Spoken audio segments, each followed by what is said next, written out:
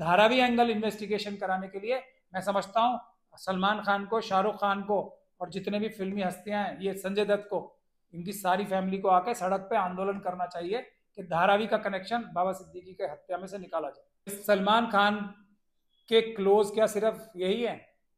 बाबा सिद्दीकी एक सलमान खान के क्लोज थे और कोई क्लोज नहीं था।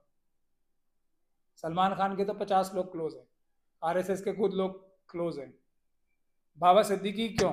अगर ये इन्वेस्टिगेशन धारावी के कनेक्शन में नहीं होगी तो ये पूरी तरीके से कवर अप होगा और सलमान खान और जितने भी लोग हैं जो जा रहे थे वहां पे, अगर वो बाबा सिद्दीकी से एक लेश मात्र भी प्यार करते थे तो उनको चाहिए कि कम से कम एक अच्छा वकील, कंप्लेनेंट काउंसिल बाबा सिद्दीकी की फैमिली की तरफ से खड़ा करें ताकि वो ये इन्वेस्टिगेशन को ठीक रास्ते पे ले जा सके। अडानी का रोल की इन्वेस्टिगेशन होनी चाहिए, धारावी के रोल की इन्वेस्टिगेशन इसमें होनी चाहिए। धारावी से क्या कनेक्शन है इस मैटर का? धारावी का प्रोजेक्ट है ना, अगर उसके बारे में इन्वेस्टिगेशन नहीं की जाएगी, इस उससे कनेक्शन है इसका, बाकी सब मेरे ख्याल से बेकार की बातें हैं। जो ड्रग्स की इतनी बड़ी हॉल हुई है वो अडानी के उससे नहीं हुई है।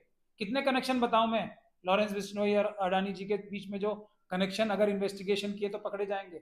वहां पे रोज मर्डर्स हो रहे हैं, रोज रोज बलात्कार हो रहे हैं, वहां पे एमएलए और एमएलए के क्लोज रिलेटिव्स मारे जा रहे हैं।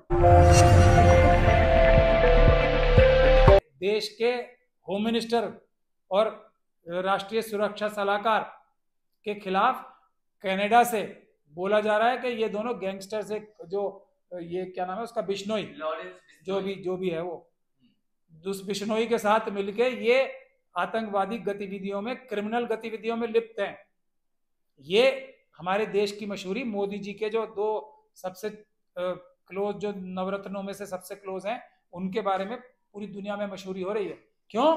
क्योंकि इन लोगों को कि अपनी जो है किसी चीज की तमीज ही नहीं है करने की, कुछ नहीं आता। इनके खुद के लोग, अब ये देख लीजिए, जो कनाडा के लोग, अभी असली सबूत तो भारत के इनके जो एजेंट्स हैं आरएसएस और बीजेपी के, उन्होंने खुद देश की बदनामी करने के लिए सबूत दिए।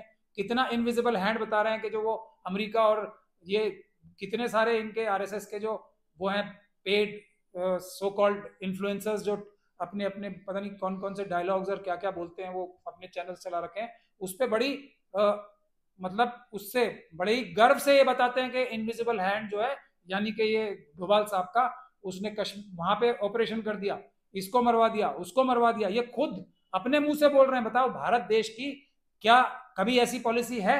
कभी हो सकती है ऐसी पॉलिसी? और ये खुद अपने ऊपर इल्जाम ले रहे हैं। अभी तो ये सारे सबूत, अगर एनआईए को इस वक्त नहीं चाहिए, ये सारे लोग जो इंडिया के ऊपर झूठे इल्जाम लगवा रहे थे, ये बता के कि इनविजिबल हैंड जो एनएसए का है, वो ये सब गैर कानूनी गतिविधियां करता है। इतने कितने इन्होंने वीडियो बना बना के देश में फैला रखे हैं, झूठी अपनी वाहवाही लूटने के लिए बकवास कर करके। तो आपको क्या लगता है तो महाराष्ट्र में जब इतनी बड़ी लेटेस्ट चीज हो चुकी, उससे पहले सुप्रीम कोर्ट ये कह चुकी कि ये जो गवर्नमेंट है महाराष्ट्र की, वो गैर कानूनी तौर से चल रही है। उससे पहले जो दुनिया के सबसे बड़े भीतरघातों में से एक भीतरघात था, बाल ठाकरे साहब के परिवार को बीजेपी और आरएसएस ने धोखा दिया। महाराष्ट्र में इनकी क्या हैसियत और औकात थी बीजेपी और आरएसएस की, ये बताओ आप मुझे। बाल ठाकरे साहब के कंधे पे, मैं ये नहीं कह रहा कि बाल ठाकरे साहब बहुत अच्छा काम कर रहे थे, लेकिन अच्छा या बुरा, उनके कंधों पे चढ़ के जो उन्होंने वहां पे अपना एक तरीके से वर्चस्व स्थापित किया, उसी के पीठ में, उनके बेटे के पीठ में छुरी मार दी। तो ये तो इनका चाल चरित्र। इससे बड़ी खुश हो रही होगी महाराष्ट्र की जनता। किस चीज से खुश है? वहां पे रोज मर्डर्स हो रहे हैं, रोज बलात्कार हो रहे हैं, वहां पे एमएलए और एमएलए के क्लोज रिलेटिव्स मारे जा रहे हैं, रोज हो रहा है ना ये काम। हाँ, काफी चर्चित है अभी। तो वो उसमें भी मेरा कहना तो ये है, उसमें भी कि ये जो धारावी का प्रोजेक्ट है ना, अगर उसके बारे में इन्वेस्टिगेशन नहीं की जाएगी, इस उससे कनेक्शन है इसका, बाकी सब मेरे ख्याल से बेकार की बातें हैं। सवाल पे मैं आ रहा था कि क्या ये एक हत्या सियासी साजिश है या फिर वो गैंग वार जो बताया जा रहा है, जिस तरीके से मीडिया में गोल गोल घुमाया जा रहा है कि गैंग वार लॉरेंस बिश्नोई जो हत्या की जिम्मेदारी ले रहा है वो है। भाई, सलमान खान के क्लोज क्या सिर्फ यही है? बाबा सिद्दीकी एक सलमान खान के क्लोज थे और कोई क्लोज नहीं था। सलमान खान के तो 50 लोग क्लोज हैं, आरएसएस के खुद लोग क्लोज हैं। बाबा सिद्दीकी क्यों? बाबा सिद्दीकी एक इफेक्टिव व्यक्ति थे जिनकी पकड़ धारावी के लोगों पे थी। और धारावी का प्रोजेक्ट कौन कर रहा है? अडानी। अडानी मतलब मोदी जी, अमित शाह जी। तो जब उसमें देखिएगा आपके अडानी की राहें कितनी आसान हो जाएंगी। अगर ये इन्वेस्टिगेशन धारावी के कनेक्शन में नहीं होगी तो ये पूरी तरीके से कवर अप होगा, और सलमान खान और जितने भी लोग हैं जो जा रहे थे वहां पे, अगर वो बाबा सिद्दीकी से एक लेश मात्र भी प्यार करते थे तो उनको चाहिए कि कम से कम एक अच्छा वकील, कंप्लेनेंट काउंसिल बाबा सिद्दीकी की फैमिली की तरफ से खड़ा करें, ताकि वो ये इन्वेस्टिगेशन को ठीक रास्ते पे ले जा सके। अडानी का रोल की इन्वेस्टिगेशन होनी चाहिए, धारावी के रोल की इन्वेस्टिगेशन इसमें होनी चाहिए। धारावी से क्या कनेक्शन है इस मैटर का? नहीं होगी तो ये लोग भी सिर्फ अभी ये सोच रहे हैं ना कि चलो आज इसकी हत्या हो गई तो हम लोगों ने दो जाके आंसू बहा लिए और अपने घर में जाके सो जाएंगे। अगर ये सच्चे हैं, सच्चा दोस्त मानते हैं उन्हें, तो ये काम करना चाहिए। इसमें धारावी एंगल इन्वेस्टिगेशन कराने के लिए मैं समझता हूँ सलमान खान को, शाहरुख खान को और जितने भी फिल्मी हस्तियां हैं, ये संजय दत्त को, इनकी सारी फैमिली को आके सड़क पे आंदोलन करना चाहिए कि धारावी का कनेक्शन बाबा सिद्दीकी के हत्या में से निकाला जाए। जो धारावी कनेक्शन की आप बात कर रहे हैं मीडिया में, तो उसकी कहीं पे चर्चा भी नहीं हो रही है। कौन सी मीडिया?